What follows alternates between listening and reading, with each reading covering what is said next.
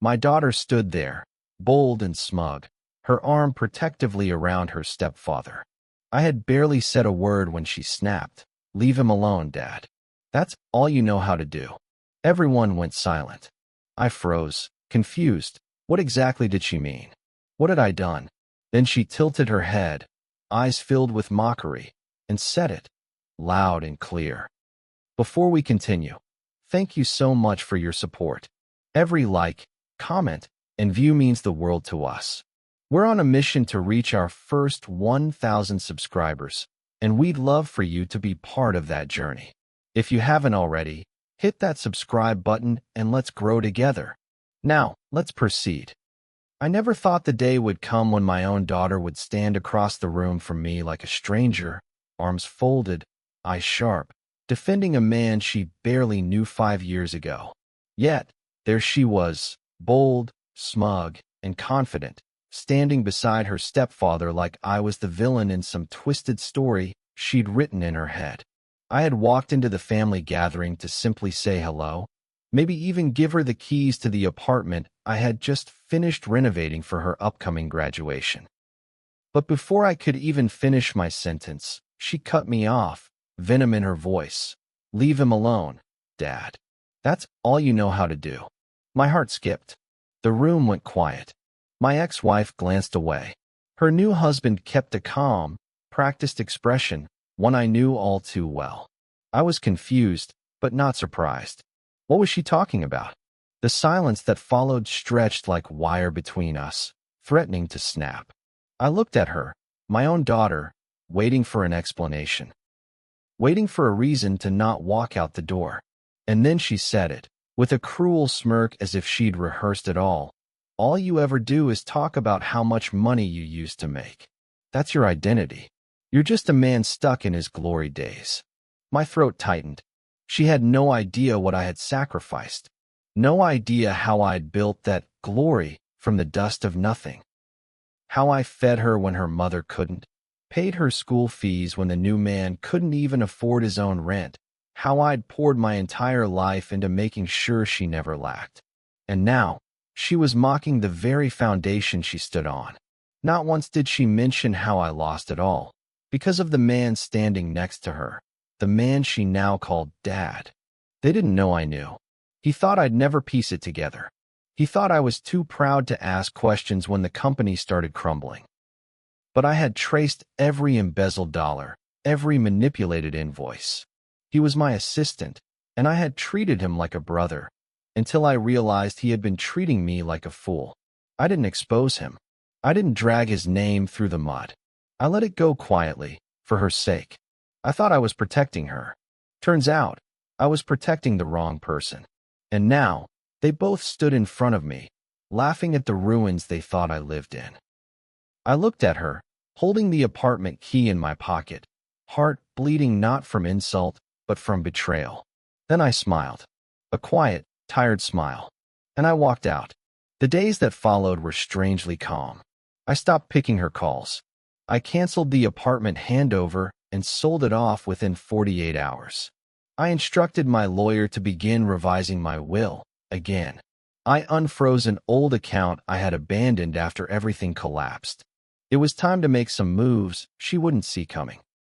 My silence wasn't weakness. It was the sharpening of a long, invisible sword. The man she called her new dad didn't just betray me. He built his current wealth using the very contracts he siphoned from my hands. I had records, documents, and most importantly, a client who had been waiting for me to return, quietly watching all along. She must have noticed something shifted because a week later, she showed up at my gate, uninvited. She wore that same smug look until I opened the door and stepped aside. She walked into my house like she owned it, speaking fast. "You really hurt me, Dad. You didn't even try to understand." I poured a cup of tea.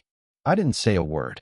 She continued, "You just walked out like a child, because someone finally told you the truth." Then she noticed the file on the dining table. My old company's logo on the front. "What's this?" she asked. I didn't answer. She picked it up. Her hands trembled as she read through it. Bank statements, emails, Contracts. Traced wire transfers. Her stepdad's signature on every page.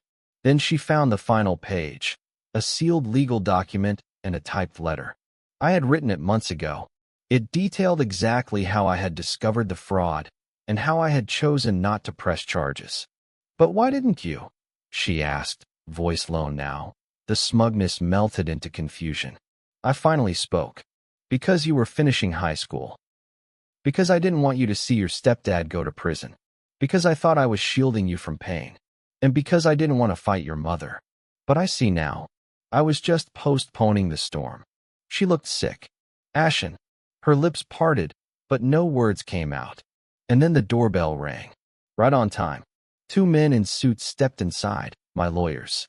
One handed her another envelope. "You're being served," I said softly. "It's a petition. We're opening the case. Every trace of what he did will now be public. And you'll have to choose if you want to go down with him. Because your name is on the condo he bought with my money." She stared at me. "You wouldn't." I leaned closer. "You said all I know how to do is talk about money. Let me show you what I really know how to do." The headlines broke within 72 hours. Executive fraud case reopened after 4 years. Her stepfather's company was under full audit. 2 of his accounts were frozen. My lawyers moved with surgical precision. I didn't do it to ruin him. I did it to reclaim what was mine. The fallout was brutal.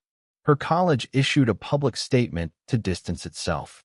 Her mother went underground, and I heard whispers that her perfect marriage had turned into a war zone. As for my daughter, she called me one last time.